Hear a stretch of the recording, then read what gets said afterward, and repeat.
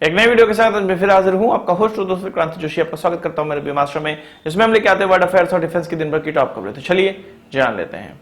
अपनी सबसे पहली खबर की बात करेंगे तो वो अग्निपथ की तरफ से आ रही है। भारतीय आर्मी, एयरफोर्स और नेवी के द्वारा ये घोषणा आज कर दी गई है कि अग्निपथ, जो टूर ऑफ ड्यूटी पहले कहा जा रहा था, उसको अब अग्निपथ नाम दिया गया है। और इसमें जाना सही है या इससे कोई लाभ है या नहीं है, इस पूरे प्रोग्राम से, इस चीज पे हम लोग आगे डिस्कस करते हैं। इस प्रोग्राम की घोषणा आज करी गई और इसमें जो ये अग्निपथ है, इसमें जो जाने वाले हमारे जवान होंगे उनको अग्निवीर कहा जाएगा।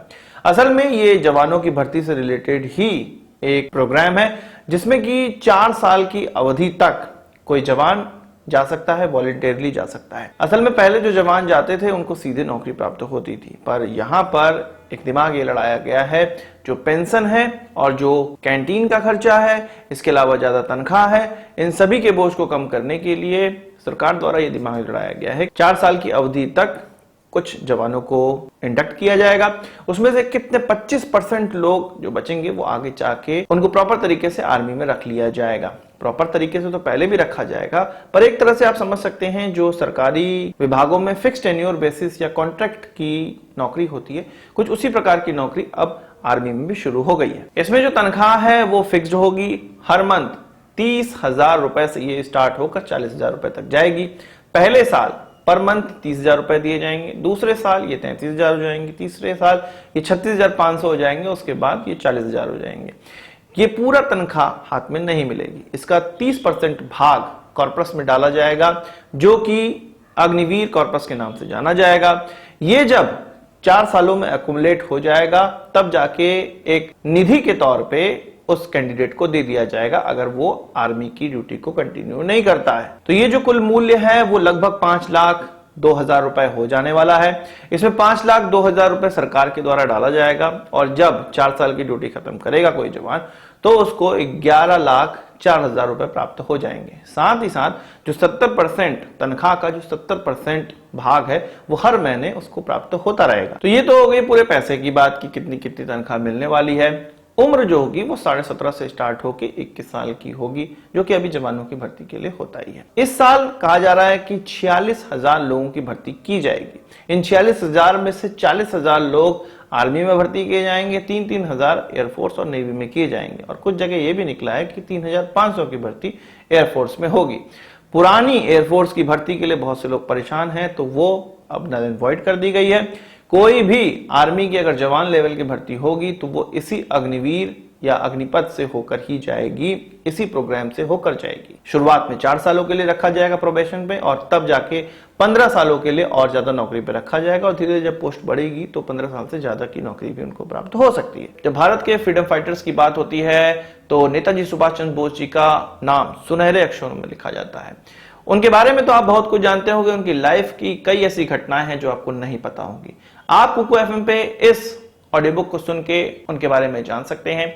कुकू एफएम इंडिया का लीडिंग ऑडियो बुक ऐप है, जिसके पास 1000 घंटों से भी ज्यादा बड़ी ऑडियो बुक लाइब्रेरी है। ये एक 4.5 रेटिंग का ऐप है, जिसके पास नॉन फिक्शनल कैटेगरी की ह्यूज लाइब्रेरी मौजूद है। इस ऐप पे आप अपनी फेवरेट टॉपिक पे अपनी रीजनल भाषा में कोई भी ऑडियो बुक या बुक समरी सुन सकते हैं। ये एक मेड इन इंडिया ऐप है, जिसकी पेड सर्विसेज भी उपलब्ध हैं, जो कि आपको 399 में प्राप्त हो जाएंगी। पर कुकू एफएम द्वारा अभी एक कैंपेन चलाया जा रहा है, जिसमें कि हर घर कुकू एफएम की बात की जा रही है। इसके माध्यम से आप घर 50 इस कोड को इस्तेमाल करेंगे तो आपको यही सारी सुविधाएं 199 में प्राप्त हो जाएंगी। तो अभी कुकू एफएम को डाउनलोड करिए डिस्क्रिप्शन में दिए गए लिंक से, और अपने फेवरेट टॉपिक पे अपनी रीजनल भाषा में ऑडियो बुक बुक समरी सुनना स्टार्ट करिए। तो यहाँ पे कैंडिडेट्स के लिए क्या अच्छा क्या बुरा है, इस चीज पर हम लोग डिस्कस कर लेते हैं। सबसे पहली बात कि जैसे इस बार 46,000 लोगों की भर्ती की जाएगी, तो उसमें से 25% को ही आगे कंटिन्यू किया जाएगा, यानी कि कुछ 11,500 लोगों की ही जगह है और उनको ही आगे बढ़ाना है, पर उनके बजाय 46,000 लोगों को नौकरी दी जाएगी। तो ये तो हो गया बेनिफिट कि ज्यादा लोगों को नौकरी मिल पाएगी, भले ही कम पैसे एक घर में पहुंचेंगे, पर ज्यादा घरों में ये पैसे पहुंच पाएंगे। वहीं कुछ कैंडिडेट ऐसे होते हैं जो कि कक्षा 10 पास करके ही चले जाते हैं, तो आर्मी ने कहा है कि 4 सालों की ड्यूटी खत्म होने के बाद उनको कक्षा 12 की सर्टिफिकेट दे दिया जाएगा। अब मैं एक चीज पे ऐसे भी डिस्कशन करूंगा जो कि बहुत से लोग डिस्कस नहीं करना चाहते हैं, उसको छुपा कर रखते हैं। कई बार ऐसा होता है कि कक्षा 12 पास करने के बाद आर्मी की नौकरी उस समय आदमी का खून गर्म होता है तो बंदूकें, आतंकवादियों को मारना और दुश्मनों को मारना, ये सब काफी अट्रैक्टिव लगता है। तो बहुत से लोग इस नौकरी को ज्वाइन कर लेते हैं। जाने के बाद 2-3 सालों बाद उनका मेंटल लेवल या शारीरिक स्तर इस लेवल का नहीं होता है, वो इस नौकरी को छोड़ना चाहते हैं। ये फैक्ट बात है, बहुत से लोग होते हैं जो नौकरी को छोड़ना चाहते हैं आर्मी की, पर वो छोड़ नहीं पाते। उनके लिए ये बेनिफिशियल होगा कि वो 2-3 साल 4 साल इस नौकरी को देख लें और अगर उनको पसंद नहीं आती है तो उससे वो हट जाए। अगर वो उनके लेवल की नहीं है तो उससे वो हट जाए। इससे आर्मी को ये बेनिफिट होगा कि 4 साल बाद उनको वही लोग प्राप्त होंगे जो पूरी तरह से आर्मी के प्रति डेडिकेटेड होंगे, भारत के लिए सीमा पर लड़ने के लिए डेडिकेटेड होंगे। अब आप ये बोलेंगे कि मैं कुछ जाने बगैर ही ऐसी चीजें कह रहा हूं। ऐसे मैं कई कैंडिडेट से मिला हुआ हूं जो कि 15 साल, 16 साल, 17 साल की नौकरी करने के बाद रिटायर होते हैं और उनके दिल में कुछ मनोकामनाएं रह जाती हैं कि वो किसी और नौकरी को ज्वाइन किए होते, कुछ ग्रेजुएशन कर लिए होते तो किसी और नौकरी में वो जा सकते थे। वो बाद में धीरे धीरे दिमाग खुलता है। मैं यहां पर ये नहीं कह रहा हूं कि आर्मी की नौकरी खराब है, ये मैं उन कैंडिडेट्स की मनोभावनाओं को बता रहा हूं। तो ये तो होगी अग्निपथ की डिटेल्स। इसमें इसको सक्सेसफुल बनाने के लिए क्या करना चाहिए? सक्सेसफुल बनाने के लिए पहले तो ये बताया गया है कि कक्षा 8 जो पास, कक्षा 10 जो पास करके जाएगा उसको कक्षा 12 की सर्टिफिकेट प्राप्त हो जाएगा। जो कक्षा 12 से होकर जाए, जब वो इन 4 सालों को कंप्लीट करे तो किसी यूनिवर्सिटी में उसको कोटा मिले, मतलब उसका एडमिशन अच्छी यूनिवर्सिटी में हो सके, ताकि अगर वो आगे पढ़ना चाहता है तो वो अच्छी एजुकेशन ले सके। क्योंकि अगर वो 18 साल में ज्वाइन कर लेता है तो 22 साल तक वो नौकरी ही करता रहेगा। इसके अलावा जैसे कि एक्स सर्विसमैन को कोटा मिलता है सरकारी नौकरी में, कुछ कोटा, मैं नहीं कह रहा हूं कि एक्स सर्विसमैन का ही कोटा उनको दे देना चाहिए, कुछ ऐसा कोटा तो जरूर होना चाहिए या एक्स्ट्रा मार्क्स होने चाहिए नंबर में कि जो इस प्रकार के अग्निवीर हैं उनको आसानी से सरकारी नौकरी फिर से प्राप्त हो पाए, प्राइवेट में भी उनको वरीयता दी जाए। इसके अलावा जो ग्रेजुएशन करके आर्मी ऑफिसर्स बनते हैं उनकी उम्र कुछ 21-22 साल होती है। अब जब ये निकलेंगे, इनका ग्रेजुएशन तो पूरा नहीं हुआ होगा, तो या तो आर्मी इनको ग्रेजुएशन दे या ऑफिसर्स बनने का एक मौका दे, उसमें कुछ कोटा दे। इस तरह की कुछ ना कुछ व्यवस्था सरकार को करनी चाहिए, तभी ये लुक्रेटिव बनेगा और ज्यादा से ज्यादा लोग उसमें जाएंगे।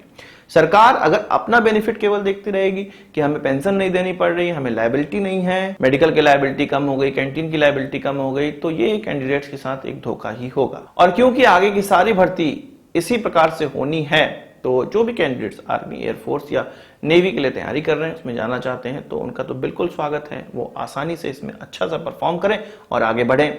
ऐसा कई बार हो जाता है कि कम कैंडिडेट्स को लेना है, उसमें कुछ मान लीजिए 12,000 कैंडिडेट्स को ही लेना है, कुछ ऐसा कोई ऐसा व्यक्ति है जो कि 12,000 कैंडिडेट में नहीं आ पाया, पर वो इस ड्यूटी के लिए बहुत अच्छे से बना होगा, तो वो उन 40,000 46,000 कैंडिडेट में आ जाएगा। जब उसको नौकरी प्राप्त हो जाएगी तो वो इतना बढ़िया परफॉर्म करेगा कि उसको आगे भी इस नौकरी को कंटिन्यू करने का मौका मिलेगा। तो यहां पर भी कुछ कैंडिडेट के साथ एक बेनिफिट हो पाएगा।